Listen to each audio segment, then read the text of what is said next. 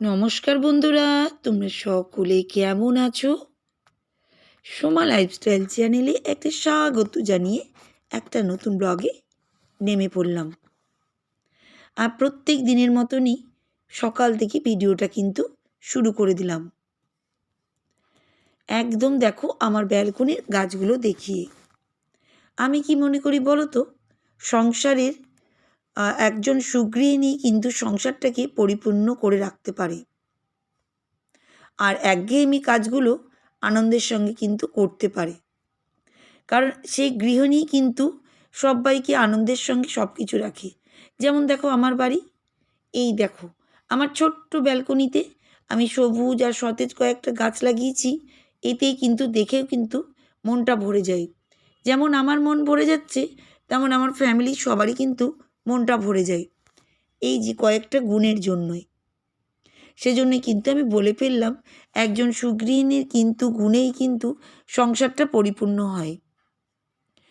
আজকে দেখো এত সুন্দর আমার গাছগুলো, কিছু তো একটু কাজ করেছিলাম সেই জন্যই। আর এই ঘরের গাছগুলোও কিন্তু ব্যালকনিতে আমি নিয়ে চলে এসেছি। আর এবার দেখো ঘরে চলে এসেছি, অনেকটাই কাজ করে নিয়েছি। সেগুলো আর ভিডিও তুলে তুলে তোমাদেরকে শেয়ার করিনি। এই দেখো ব্ল্যাক চা আমার জন্য রেডি। আমি কিন্তু এই লাল চাই খেতে কিন্তু খুব ভালোবাসি। সকালবেলা কিন্তু আমি ওই সবাই দুধ দিয়ে, গরুর দুধ দিয়ে চা খায় বা আমুলিয়া দুধ দিয়ে চা খায়। আমি কিন্তু একদমই পছন্দ করি না। তোমাদের দাদাভাই আর আমি একদম এই সব দিকগুলো না একদম এক। আমরা কিন্তু দুজনাই আগাগোড়ায় আমরা কিন্তু এরকম লাল চাই পছন্দ করি। ও তাই আমিও তাই। অনেকজন আবার লাল চা খেতে পছন্দ করে না, কিন্তু আমাদের দুজনের দিক দিয়ে এইদিকে একদম এক। আমার মেয়ে তার অপোজিট। আমার মেয়ে আবার লাল চা বেশি পছন্দ করে না, ও দুধ চা। ও যখন খায় ওর জন্য নয় আমি আলাদা করে করে দেবো। আর ও চাটা খায়ও না সকালবেলায়, ওই একবারই দুধ দিয়ে রাত্রেবেলার দিকে কফি করে দিই, তখনই খাওয়া হয় আমার মেয়ের। আর সকালবেলায় জোর করে তোমাদের দাদাভাইকেও কিন্তু আমি বলি চাটা খাও। ওদিকে ওকে দিয়ে দিয়েছি, আর এদিকে কিন্তু আমি নিজের জন্য চা বিস্কুট নিয়ে হাজির। আর এই যে আমার সোনামণি পুচকিগুলোকে আমি কিন্তু এখন ওদেরকে আমি কিন্তু খাবার দিয়ে দেবো। ওদেরকেও না ভুলে যাচ্ছি, জানো তো, একটু পরিষ্কার করতে হবে।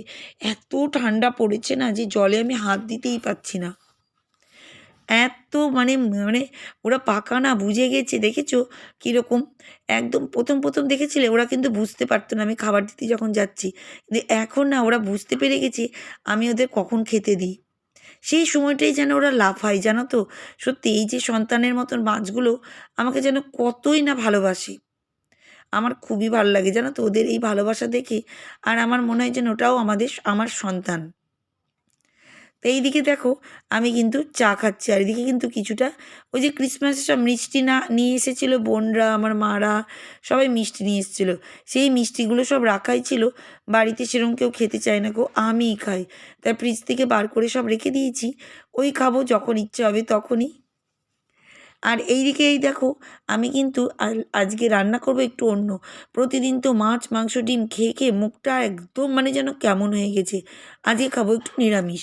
নিরামিষ মানে আমরা কিন্তু পেঁয়াজ রসুন সবটাই খাই, কিন্তু নিরামিষ বলতে এই যে আজকে একটু করব আলু ভাজা, শিম আলুর একটু চচ্চড়ি, আর দুপুরবেলার দিকে একটু ডিম ভাজা।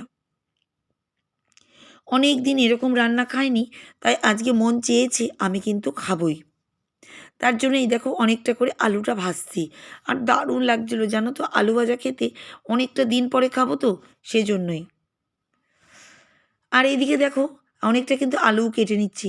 আর এই দেখো আবার শিমটা তোমাদের দেখাচ্ছি। এই দেখো এক প্যাকেট শিম নিয়ে আসা হয়েছে, একদিনও কিন্তু করা হয়নি। আসল কথা প্রতিদিনই তো কিছু না কিছু প্রোগ্রাম লেগেই আছে বাড়িতে, সেই জন্যই গো। আর এদিকে ভাতটা চাপানো আছে, ভাতটা এদিকে হচ্ছে।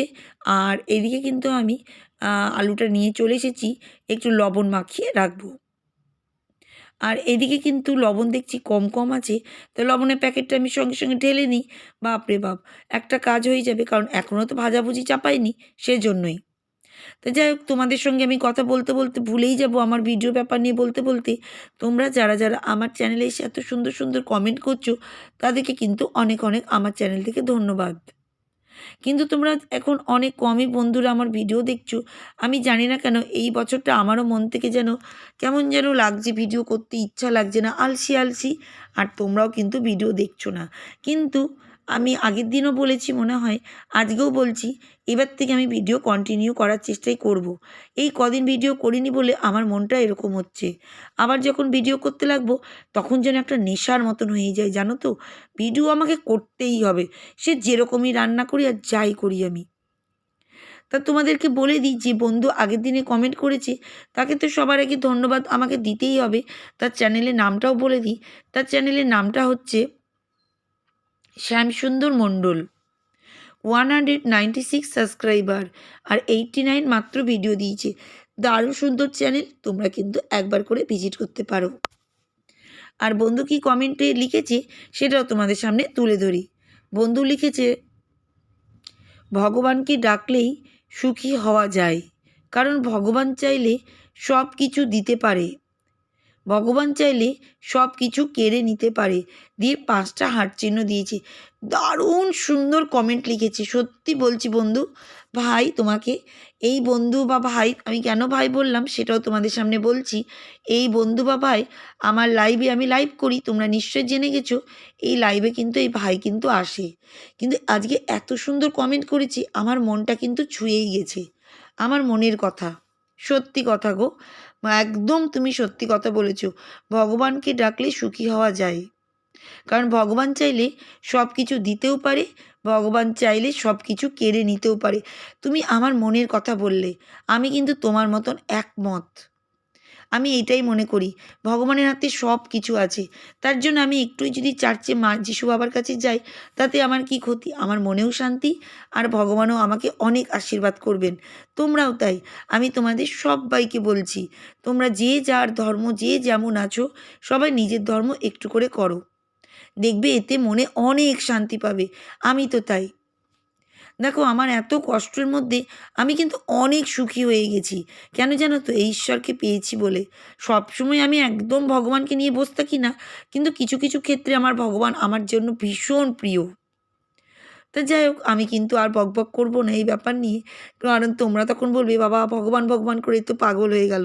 না গো, আমার যেটা মন বললো আর যেটা কমেন্ট বললো সেটাই কিন্তু পড়ে তোমাদেরকে শোনালাম। আর এই দিকে দেখো পেঁয়াজের সব ট্যাগ বেরিয়ে গেছে, এইগুলো কিন্তু আমি লাগিয়ে দিচ্ছি। আমি জানি না হবে কি না, কিন্তু আমি দেখছি পুরো কিন্তু সবুজ আর সতেজ হয়ে হচ্ছে কিন্তু। তাহলে আমি জানি না যে পেঁয়াজ নিচে হবে কি না, বা উপরে পেঁয়াজ কলি হবে কি না। যদি হয় তোমাদের নিশ্চয়ই দেখাবো। আর তখন কিন্তু মনে হয় আমাকে আর পেঁয়াজ কিনে খেতে হবে না, আমার ব্যালকনি থেকেই অনেক পেঁয়াজ পেয়ে যাব। আর এই দেখো সব গাছে একটু একটু জল দিচ্ছি, জানো তো। আজকে কিন্তু সব কিছু কাজ টাজ করে নেওয়ার পরে তোমাদের দাদাভাই যখন বাইরাবে, আমি কিন্তু ওর সঙ্গে বেরিয়ে পড়েছি। কোথায় যাচ্ছি জানো? একটা এক্সিবিশনে দেখতে, গাছের এক্সিবিশনে, একটা নার্সারি এক্সিবিশনে যাচ্ছি। কিন্তু আমি পুরো ভিডিওটা আজকে তুলে দেখাবো না, জাস্ট তোমাদের একটুখানি দেখাবো। আমি নেক্সট দিন আমি পুরো ভিডিওটা দেখাবো। এই দেখো আমাদের এখানে বহরমপুর নার্সারি প্রাকৃতিক মেলা 2026, এত সুন্দর মেলা যে তোমাদের কি বলবো। আমি তোমাদের জাস্ট একটুখানি আজকে দেখাচ্ছি, এর পরের দিন পুরো ভিডিওটাই আমি তোমাদের সামনে শেয়ার করব। আমি প্রথম আসলাম, এর আগের বছরও হয়েছিল, আর এক দিদিভাইয়ের কাছ থেকে ভিডিও দেখেছিলাম আমি। তো একজনের কাছ থেকে খবর পেলাম, আর মন বসলো না, চলে গেলাম। আর ফুল দেখে তোমাদের কি বলবো, মানে এতটাই আনন্দ পেলাম যে সত্যি কিছু জিনিসও আছে, এত সুন্দর ফুল, কি যে বলবে তোমরা। আমি মনে শান্তি পেয়ে গেছি এই ফুল বাগান দেখে, এত সুন্দর। তা দেখো আমি কিন্তু ভীষণ হ্যাপি আজকের এই মানে ফুল গাছ তোমাদের দেখি। আমি নেক্সট দিন পুরো ভিডিওটা তোমাদের সঙ্গে শেয়ার করব, কীরকম কীরকম গাছ আছে। তা আমার ভিডিও কেমন লাগে, যদি ভালো লাগে একটা করে লাইক দিবে। তা আজকের মতন আমি বিদায়